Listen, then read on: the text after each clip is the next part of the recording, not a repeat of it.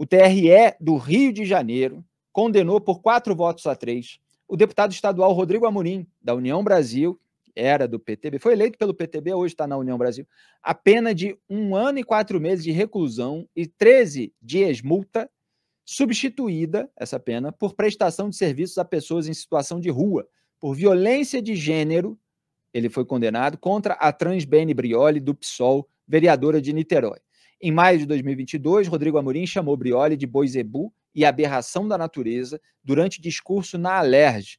E a gente vai relembrar esse discurso, esse momento, e depois mostrar alguns trechos dos votos dos desembargadores de hoje, porque é uma discussão interessante para a gente refletir a respeito desse reacionarismo aloprado em relação a figuras trans que são identificadas por esse alinhamento com a esquerda, e aí você tem um embate político que acaba virando essa selvageria, e você tem essas questões de distinção entre o que é ofensa, o que é crime, e imunidade parlamentar. Tudo isso está nesse bolo. Vamos lembrar o vídeo aqui do Rodrigo Amorim. Pode soltar.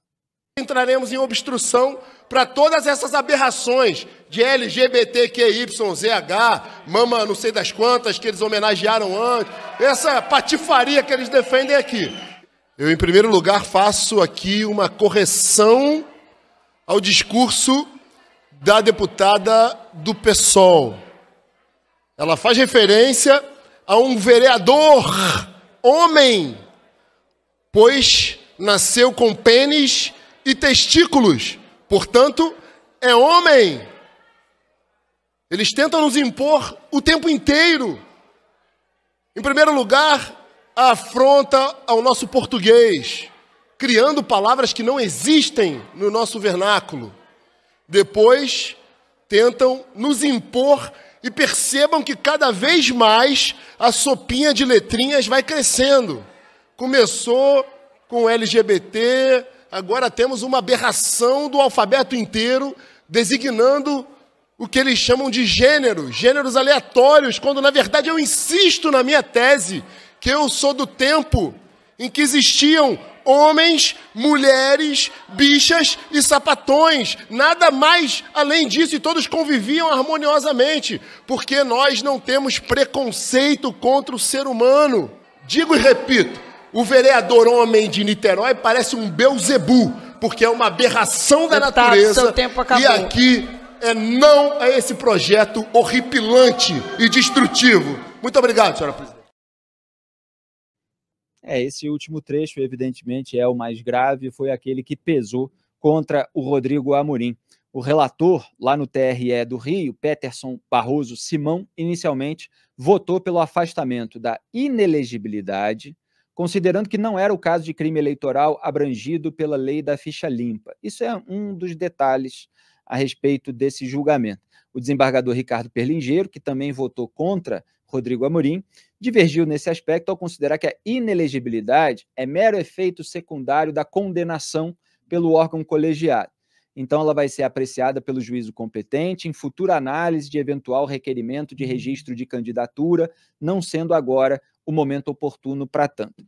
Então, um outro detalhe a respeito do julgamento foi que não se decidiu pela inelegibilidade do Rodrigo Amorim, que foi anunciado dias atrás como pré-candidato da União Brasil a prefeito do Rio de Janeiro, porque se entendeu que isso cabe à Justiça Eleitoral no momento em que ele vier a registrar a candidatura.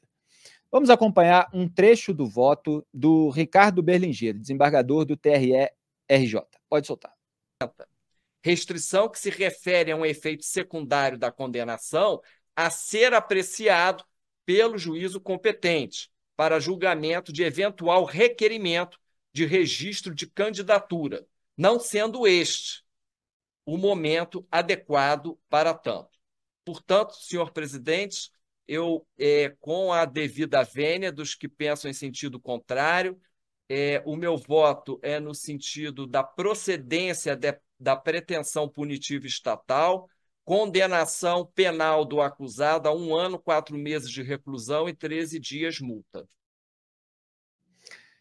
Aí o julgamento realizado por videoconferência. E a revisora Daniela Bandeira, que foi a primeira a votar na sessão de hoje, que foi retomada depois de um pedido de vista na sessão de um mês atrás, quando só o relator tinha votado, ela votou, a Daniela Bandeira, pela absolvição e também defendeu que, no caso, depois confirmado de condenação, a inelegibilidade ficasse para ser decidida depois pelo juízo competente. Vamos assistir a um trecho do voto dela, para a gente ilustrar bem esse julgamento. Outro sim, caso prevaleça o entendimento no sentido da condenação do réu, eu estou, na verdade, divergindo para entender que cabe ao juiz do registro declarar ou não a inelegibilidade. E que nós aqui, enquanto apreciadores da questão se houve crime ou não do 326B do Código Eleitoral, não poderíamos apreciar essa questão da inelegibilidade. Então, eu estou votando pela absolvição do réu, mas, entretanto, caso se entenda pela condenação nos termos do voto do eminente relator, estou votando no sentido de que não seja apreciada por esta Corte, neste julgamento, a incidência ou não da causa de inelegibilidade. É esse o dispositivo. Muito bem, o relator acabou voltando atrás, acatando a argumentação tanto da Daniela quanto do Perlingeiro a respeito desse ponto. E com a mudança, o Perlingeiro passou a acompanhar integralmente o voto do relator, que foi o voto vencedor, o voto pela condenação do deputado estadual Rodrigo Amorim. O voto de desempate foi dado por Henrique Carlos de Andrade Figueira, presidente do TRE do Rio. Então, vocês vejam que estava em 3-3. Quando o Perlingeiro votou, ele empatou o jogo em 3-3. Chegou a ficar 3-2 pela absolvição. Perlingeiro empatou em 3-3, e aí o presidente do TRE do Rio, Henrique Carlos de Andrade Figueira, deu voto de desempate pela condenação de Rodrigo Amorim. Vamos assistir a esse trecho. Trazendo para a disputa polarizada que temos hoje em dia, uma situação muito prejudicial ao direito de exercício de mandato da vereadora. Eu vou integralmente acompanhar o voto, e o voto do Vinícius Barra, do relator, que com muito cuidado fez uma análise profunda do processo, em todas as suas consequências, e dos fatos que conduzem efetivamente à rejeição. Eu acompanho integralmente o voto do eminente desembargador relator, que, com as retificações feitas nesta sessão. Então, resultado do julgamento, por maioria de votos, julgou-se procedente em parte a ação penal, o pedido, para condenar o réu a 1 ano, 4 meses e 13 dias, multas no valor unitário de um salário mínimo em regime aberto.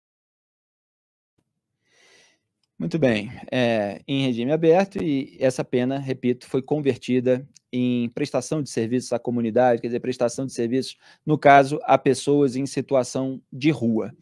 Então tá aí o julgamento. A gente quis ilustrar, Graeb, porque muitas vezes a gente vê parlamentares fazendo discurso para mobilizar segmentos da sociedade que têm um ponto de vista crítico a uma série de elementos que podem unir elementos legítimos e elementos ilegítimos em termos de crítica, porque a gente tem que respeitar a individualidade das pessoas. Agora, é compreensível que haja segmentos da sociedade que critiquem o politicamente correto, que tenham divergências em relação àquilo que se quer impor a respeito de banheiros, a respeito de participação em esportes, etc. Agora, para você argumentar sobre questões tão sensíveis, você precisa ter alguns cuidados que, evidentemente, os reacionários aloprados não têm, e aí eles passam para a esfera do desrespeito, eles passam para a esfera da ofensa e, eventualmente, acabam incorrendo numa lei pré-estabelecida, e o que resulta numa pena decidida por um julgamento como esse. Então, muitas vezes, para fazer aquele filme lá no parlamento, depois fazer o corte, jogar na rede social, ganhar curtida e compartilhamento, de quem acha que tudo isso é uma frescura, etc., resulta nisso. O sujeito acaba punido, acaba prejudicando a própria pré-candidatura, se vier, evidentemente, a ser declarado inelegível pelo juízo competente. Graeb, o que você destaca? Felipe, eu acho que o Brasil precisa aprender, né, a diferenciar defesa de pontos de vista e pura e simples ofensa pessoal. Como você disse, tem uma mistura muito ruim dessas duas coisas na fala do deputado. Exato. Está defendendo um ponto de vista que você pode concordar ou não a respeito da maneira como o discurso sobre gênero é conduzido no Brasil, a respeito da maneira como esse discurso é ou não instrumentalizado politicamente. Tem uma série de debates que são legítimos. Agora, tem um momento em que ele simplesmente para de argumentar para se voltar para uma colega dele e ofendê-la com duas palavras. Isso é dispensável para que ele, enfim, dê sustentação ao raciocínio que ele estava desenvolvendo. E isso, como você também bem disse, incide em um crime que hoje no Brasil está previsto em lei. Quer dizer, conduta que está prevista como incorreta na legislação. Deixa eu só pontuar qual é a conduta prevista na legislação, Graeb, rapidamente. Artigo 326b do Código Eleitoral foi esse em que ele foi enquadrado. Assediar, constranger, humilhar, perseguir ou ameaçar por qualquer meio candidata a cargo eletivo ou detentora de mandato eletivo, utilizando-se de menosprezo ou discriminação à condição de mulher ou à sua cor, raça ou etnia, com a finalidade de impedir ou de dificultar a sua campanha eleitoral ou o desempenho de seu mandato eletivo. Pena, reclusão de 1 a 4 anos e multa.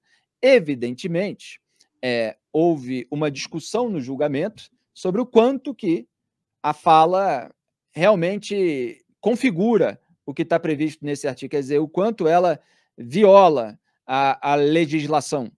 Houve voto, por exemplo, da desembargadora Daniela Bandeira, entendendo que não havia ali o fim de agir contra o desempenho do mandato eletivo. Outros desembargadores falaram que era nítido, etc., esse ponto, e trouxeram outros argumentos. Mas, assim, o resultado, repito, foi apertado, 4-3, mas nitidamente o deputado estadual, quer você ache que ele merecia ser enquadrado, quer não ache, ele se colocou nessa fronteira, para dizer o mínimo, em que vale a análise de ele ter incorrido ou não no crime, na violação. E foi uma tremenda burrice, né? Para a gente falar aqui o português bem claro e, evidentemente, uma imoralidade que ele tenha incorrido nessa última declaração, principalmente, mesmo que você discorde, ache o tom muito ruim, as palavras sendo usadas muito ruins, você entende que até certo momento ele estava entrando ali num debate legítimo, de uma maneira já um tanto aloprada, mas no final ele desanda completamente para a ofensa, né? Era isso que o Graeb estava pontuando, só para deixar aqui tudo registrado tintim por tintim. Continue, Graeb. É isso, obrigado, porque, enfim, eu não tinha mesmo na cabeça os termos exatos do artigo, né, da legislação. A meu ver, se eu tivesse sentado lá, eu também votaria pela condenação. Eu acho que no momento em que ele profere essas duas palavras, eu ouvi Beuzebu, tem gente escrevendo Boizebu, eu ouço Beuzebu, o que é pior, né, se for Beuzebu mesmo, porque tem uma conotação religiosa ainda por cima, né? Tem o tipo de palavra que tende a estigmatizar aquela pessoa para um público religioso. Um religioso que vê alguém qualificado como Beuzebu, olha e fala, é um demônio. E, enfim, junta o estigma que pode haver relativo ao gênero, à sexualidade da pessoa, com um estigma religioso. Então, assim, não dá para dizer que é inocente o que esse cara fez. E daí aberração é uma palavra também que tem um peso e tem um histórico muito ruim. tem um histórico, o uso dessa palavra, a aberração, que é mesmo de depreciação da pessoa, é uma tentativa. Aberração, até do ponto de vista literal, quer dizer alguém que não é um humano normal, que é um monstro. Em última análise, um dos sinônimos da palavra é monstro.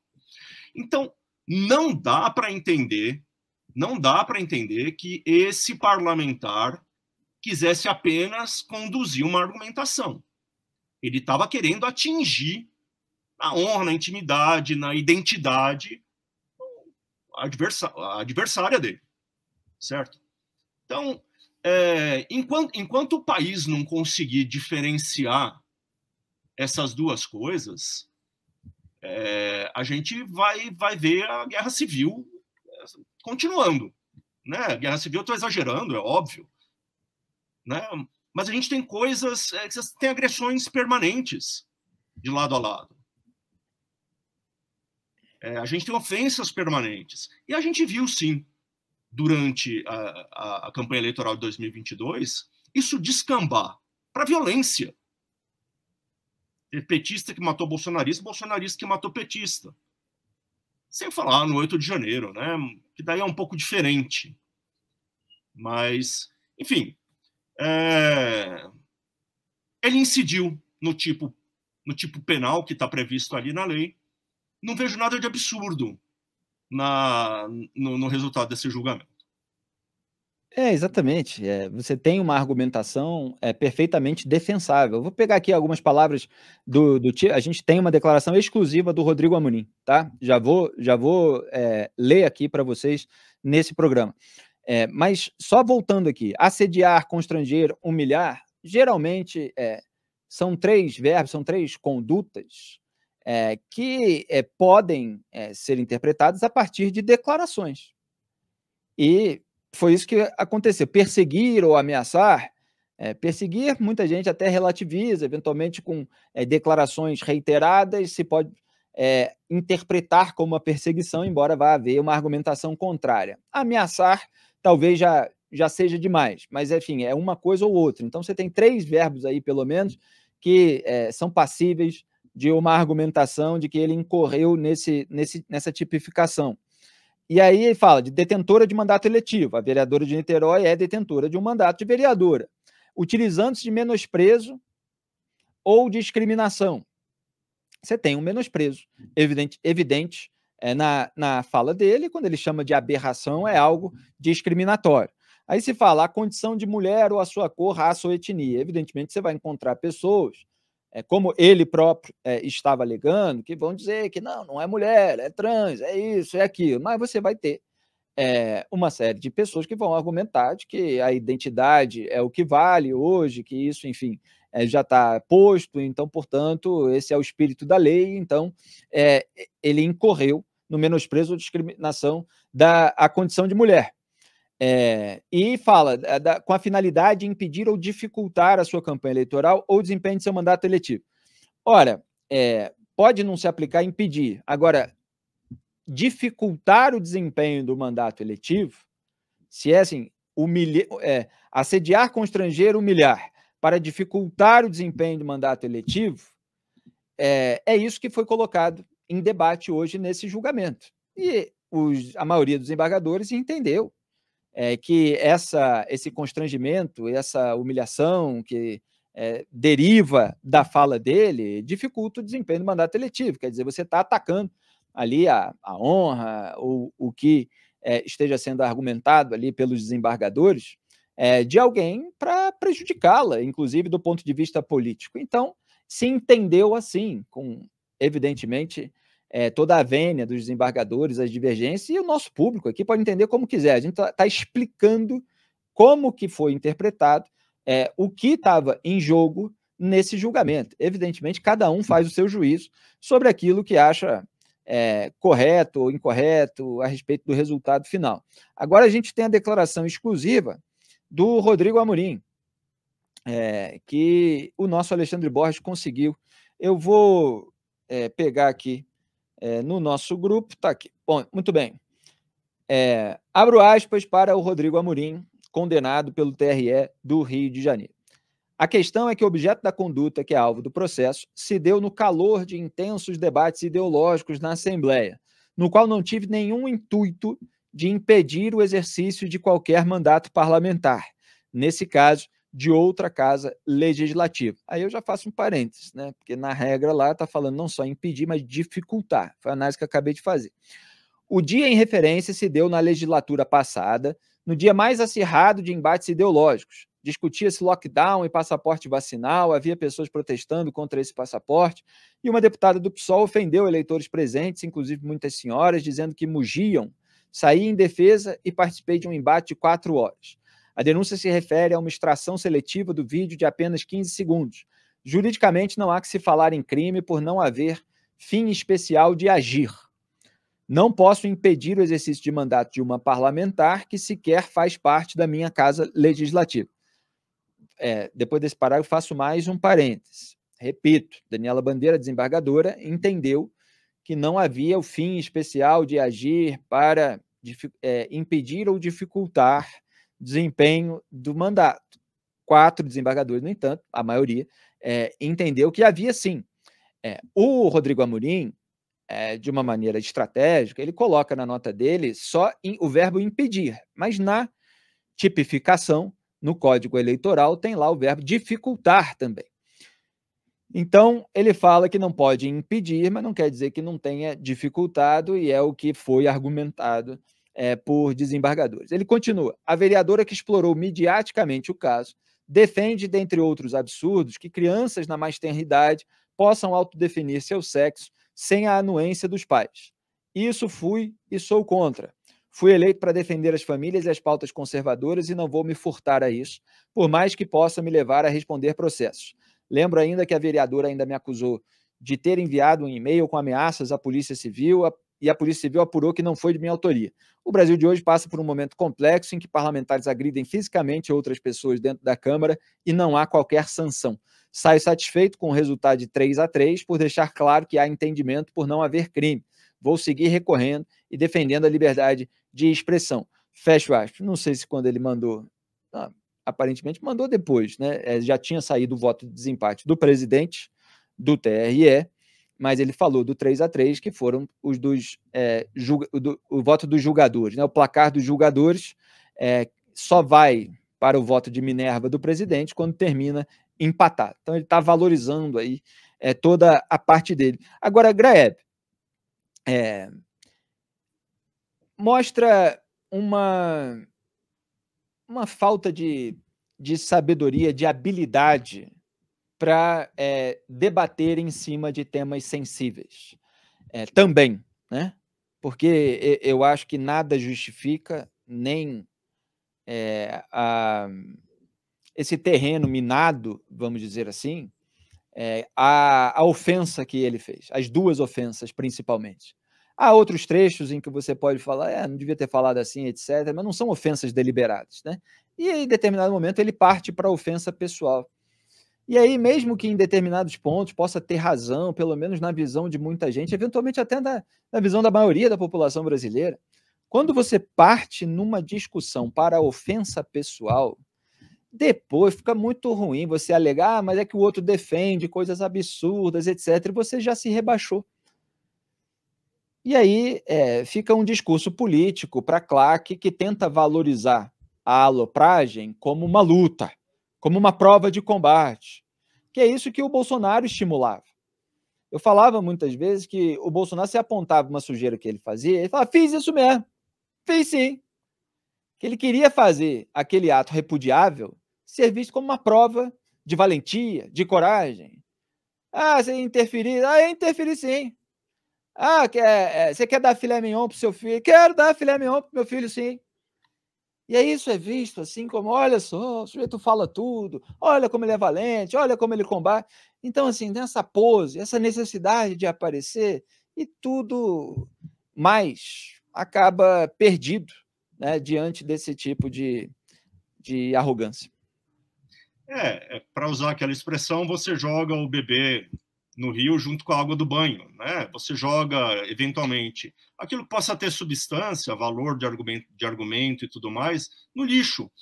porque você fez a conversa descambar para um território em que ela não deveria entrar, principalmente quando você está discutindo leis e tudo mais. Olha, eu não vou exigir do deputado um pedido de desculpas no momento em que ele está ali contemplando o julgamento dele. Não. Bem, ele fala, olha, não fiz aqui o que... Acho que não cometi crime nenhum, não vou pedir desculpas. O que eu acho pior de tudo nessa nota que ele mandou para a gente é esse raciocínio com que ele começa. É preciso entender que estávamos num momento de debate muito acalorado, no auge da discussão ideológica. Ou seja, como se a discussão ideológica autorizasse a guerra civil, para fazer um exagero aqui, certo? Não autoriza. Principalmente quando a gente está falando de dois caras que estão lá para legislar. Exatamente. Eles não são aqueles dois cavaleiros medievais que, né, que vão guerrear só entre eles para os dois exércitos não terem que entrar em briga. Ah, se você matar o meu campeão, a gente vence, né? Isso acontecia antigamente. Não pode ser assim hoje. A gente se civilizou para resolver as questões no gogó. Daí eles vão dizer, ah, não, mas eu estou usando meu gogó. Eu só estou xingando a pessoa de um monte de coisa. Também não pode. Também não pode. Olha, essa história de etiqueta nas relações pessoais, de etiqueta na política, é uma coisa que nasceu lá no século XVI, 500 anos atrás. Faz 500 anos que as pessoas perceberam que algum grau de civilidade no relacionamento entre quem está defendendo pontos de vista diversos precisa ser obtido. 500 anos. Então não era para ele estar achando que pode jogar isso no lixo agora. Senão você está voltando lá para uma era pré-renascimento, sei lá eu. Então, é muito ruim que ele comece o argumento dele justamente nesse ponto, dizendo que o embate em torno de posições ideológicas autoriza a agressão, que começa verbal e às vezes descamba para algo muito pior, né? Não autoriza, não pode autorizar. Você pode discordar com dureza. A gente é muito irônico aqui no programa, né, Felipe? Exatamente. E contundente, incisivo. Contundente, incisivo. Mas a gente, enfim, toma cuidado para não usar palavras como Beelzebub e aberração contra aqueles de quem a gente discorda, né?